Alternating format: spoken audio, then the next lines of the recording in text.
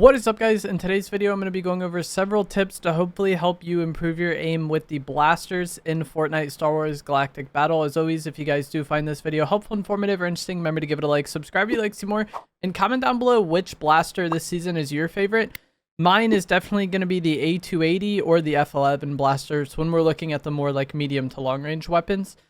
The biggest piece of advice I have for these blasters, and this is going to be very obvious for some of you, but for whenever I've talked about this on stream, there's a lot of players that are still surprised by this, and that is going to be that a majority of these weapons are hit scan, meaning you don't need to worry about bullet travel time, you don't need to worry about drop. All you need to do is put the crosshair where you want the bullet to go and hit the shoot button. Aside from the IQ A11 marksman rifle or the DMR, the Wookiee bowcaster, and then the Amban sniper, which will be coming later this week in the Mandalorian update, all these blasters are hit scan. And as I said, that means you don't have to worry about drop and you don't have to worry about travel time. I've talked about this on stream a lot, and I've seen a lot of players confused about this because all of these blasters has visual tracers that seem slower than the shot itself, and this can kind of lead you to assume that there is travel time, but simply ignore this. Play it like you would any other weapon. Put your crosshair on the opponent, hit the shoot button, and you're going to hit your shots. You don't have to worry about travel time.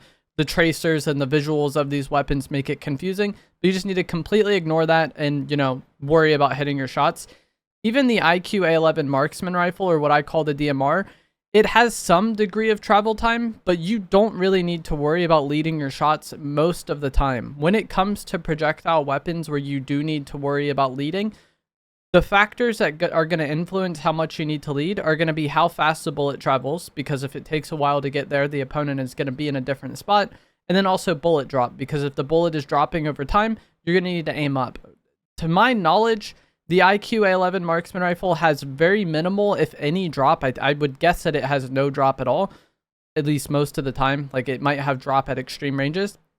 And then also the bullet travel speed is so much, or the laser travel speed is so fast that you don't need to worry about leading that much. And I've seen a lot of players struggle to use this weapon because they're leading way too much. They're aiming like a good amount above their opponent's head trying to hit headshots, and that's not what you need to do. Even in very far ranges, if you're going to make an error between underleading or overleading, it's probably better to make an error of underleading, because most situations you're not going to need to lead anyway. So if you are struggling with the IQ A11, I would say just play it like it's hit scan, and you're going to do well in like 90% of situations. There will be some times where you need to lead, but when you do lead with this gun, you don't need to lead a lot.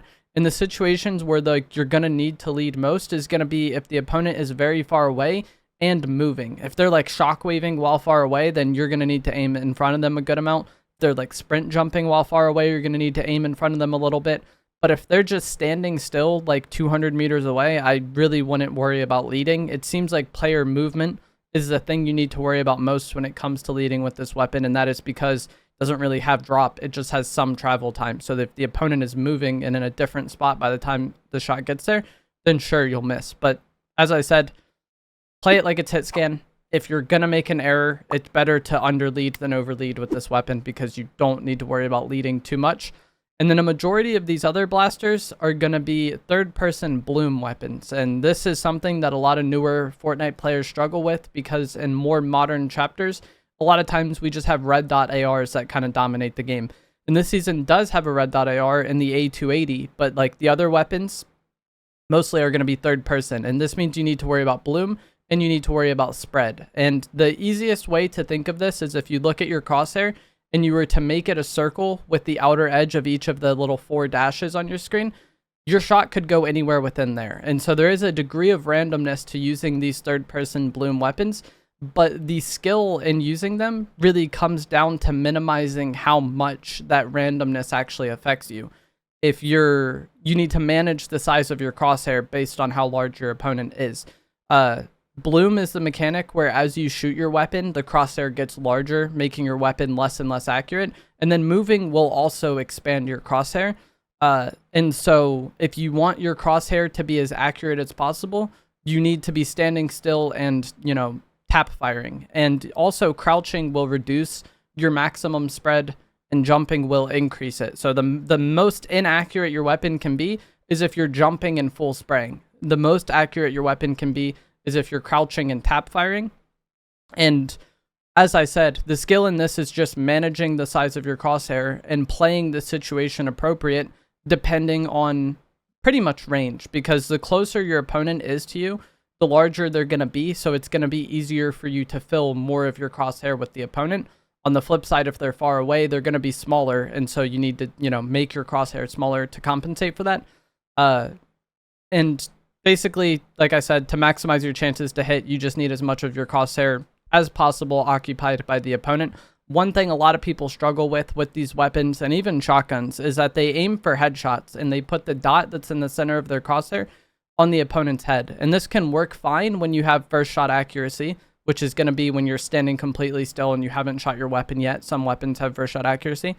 But if you're full spraying your gun and the dot that's in the center is on the opponent's like forehead, the entire top half of your crosshair is just occupied by nothing, and that's shots you're not going to hit. You're probably better off putting that dot that's in the center, maybe upper chest area. That way the bottom half of your crosshair is on their chest and the top half of their crosshair is on their head. Just as I said, you want as much of your crosshair occupied by the opponent as possible.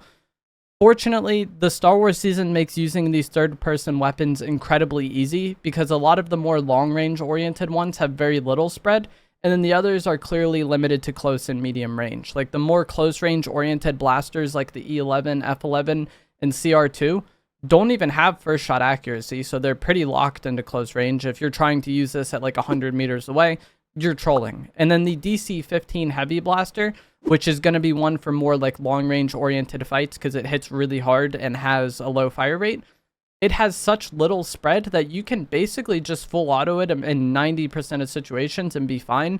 There are some unique situations where like maybe the opponent is really far away or playing off cover where you might need to tap fire and take advantage of first shot accuracy. But most of the time, as I said, you could just full auto the DC-15 and you'll be good to go.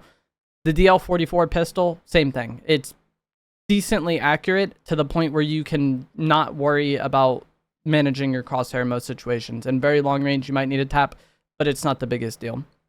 There is also recoil you may need to deal with some of these weapons. That is going to be the mechanic where the gun kicks up or to the side as you shoot.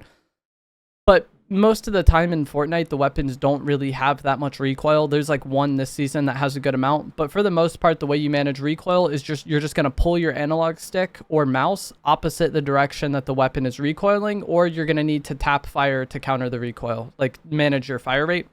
And so if a weapon just had straight vertical recoil, just applying a bit of downward pressure on your analog stick or pulling your mouse down a bit while shooting is going to keep your weapon perfectly accurate. And that would be an example of this season would be the A280. It has some recoil, but it's very easily managed.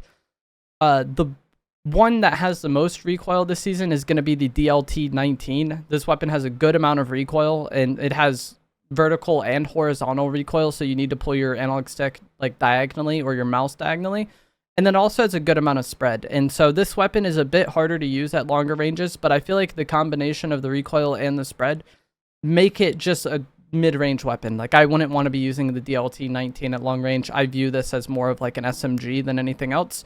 And that just kind of goes to play into it. And that weapon is like unique this season where it has a lot of both, but I feel like a lot of the weapons this season are pretty easy to use and pretty generic.